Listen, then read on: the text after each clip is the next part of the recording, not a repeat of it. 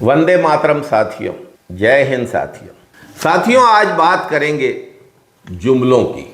बहुत सारे जुमले देश में फैलाए गए, खासकर 2014 के लोकसभा चुनावों से जो जुमलों का दौर शुरू हुआ है उसको देश कभी भूल नहीं सकता।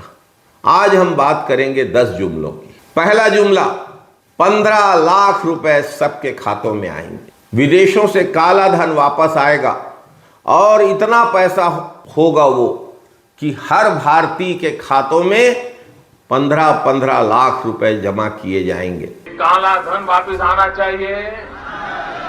ये चोर लुटेरों से एक एक रुपया वापस लेना चाहिए।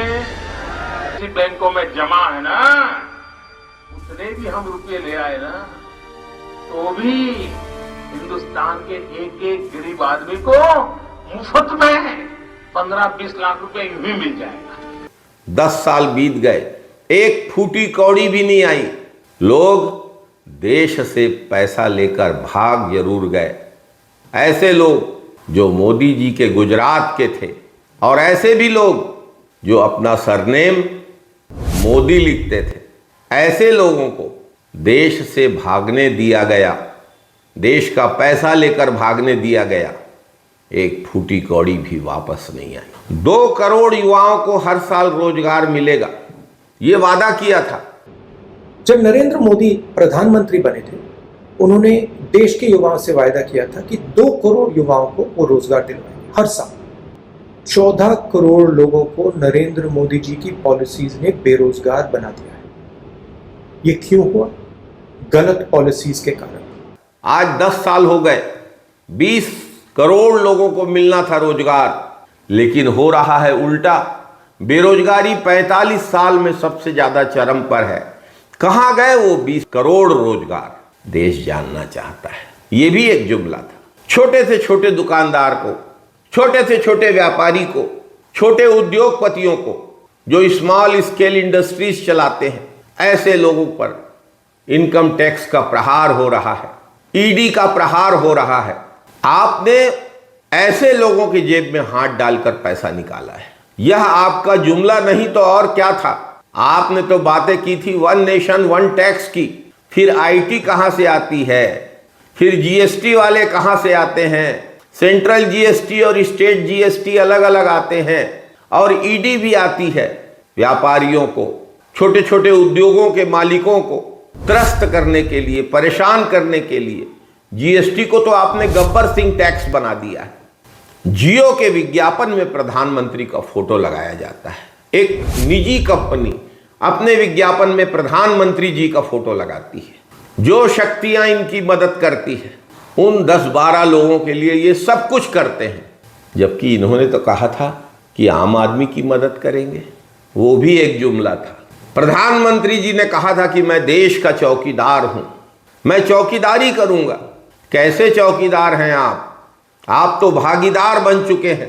कोयले की खदानों में आप भागीदार बन चुके हैं। देश को लूटने के उद्यम में आप भागीदार बन चुके हैं।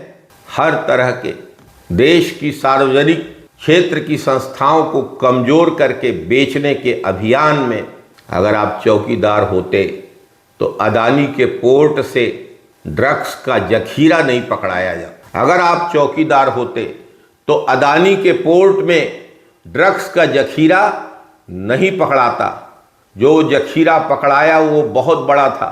उसके पहले और कितने आए और गए उसका कोई हिसाब नहीं है, और बाद में भी कितने आए गए कोई नहीं जानता।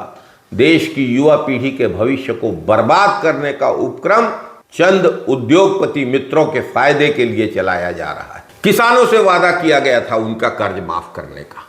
किसानों ने हाथ जोड़कर प्रधानमंत्री से कहा कि हमारा कर्ज माफ करिए, लेकिन उनका कर्ज माफ नहीं हुआ। 15-20 बड़े औद्योगिक घरानों का 250 लाख करोड़ का कर्ज जरूर माफ हुआ है। किसानों की कर्ज माफी भी एक जुमला थी। नारी सुरक्षा की बात करते थे आप। द इकोनॉमिस्ट ने लिखा है कि भारत में सरकार महिलाओं की सुरक्षा नहीं कर पा रही है। भारत की संस्कृति में, भारत की सभ्यता में हमेशा महिलाओं को गौरवमय दर्जा प्राप्त रहा है। यत्र नार्यस्तु पूज्यन्ते तत्र रमन्ते देवता। लेकिन हमारे हजारों लाखों साल के इतिहास में पहली बार कोई सरकार नारियों की सुरक्षा नहीं कर पा रही है। नारी सुरक्षा भी एक जुमला था। पूरे देश में आदिवासी, अनुसूचित जनजाति, अनुसूचित जाति और अल्पसंख्यक के लोग पीटे जा रहे हैं, प्रताड़ना का शिकार हो रहे हैं और देश की सरकार खामोश होकर सब कुछ देख रही है। ऐसा लगता है देश के सरकार की मौन सहमति है। इन वर्गों की सुरक्षा की बात, इन वर्गों की सुरक्षा का दावा एक जुमला था। पूरा देश प्रधानमंत्री जी, गृह मंत्री जी और भाजपा के शीर्ष नेताओं के आसपास के लोगों को लगातार अमीर होते हुए देख रहा है और देश के गरीब और गरीब हो रहे हैं। गरीबों का ध्यान रखने की बात एक जुमला थी। बहुत हुई पेट्रोल डीजल की मार, अब की बार मोदी सरकार। कहा था आपने पेट्रोल डीजल के दाम ज्यादा होने के लिए आप जिम्मेदार हैं। ये जुमला था आपका कि पेट्रोल डीजल के दाम कम करेंगे। क्रूड ऑयल के दाम जब आसमान पे थे तब मनमोहन सिंह सरकार ने लोगों को सस्ते दाम पे 60 रुपए 65 रुपए में पेट्रोल और डीजल दिया और आज क्रूड ऑयल के दाम ऑल टाइम लो पर हैं, सबसे कम है। लेकिन पेट्रोल और डीजल 100 रुपए और 100 रुपए से ज़्यादा भी बिक रहे हैं देश में। पेट्रोल डीजल 35 रुपए में देने की बात भी एक जुमला थी। सबसे बड़ा फायदा ये होगा कि फिर पेट्रोल आपको 70 रुपए खरीदना नहीं पड़ेगा। फिर कितने में मिलेगा पेट्रोल? पेट्रोल का बेसिक प्राइस मूल मूल्य कितना है उसका?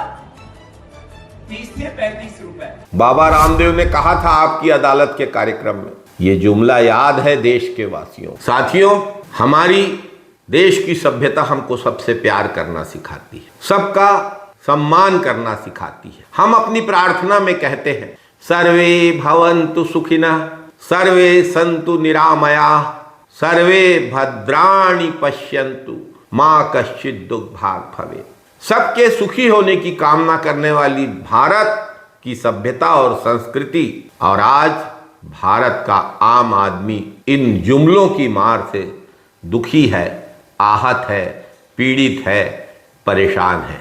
जय हिंद साथियों, वंदे मातरम साथियों, यदि आपको हमारे इस YouTube channel Congress the real voice of India की बातें अच्छी लगती हैं तो आप हमारे इस YouTube चैनल को सब्सक्राइब करिए, बेल आइकॉन दबाइए, हमारे इस वीडियो को लाइक करिए, इस पर कमेंट करिए, इसे शेयर करिए, हमारे इस वीडियो के लिंक को आप पोस्ट करिए। बहुत बहुत धन्यवाद।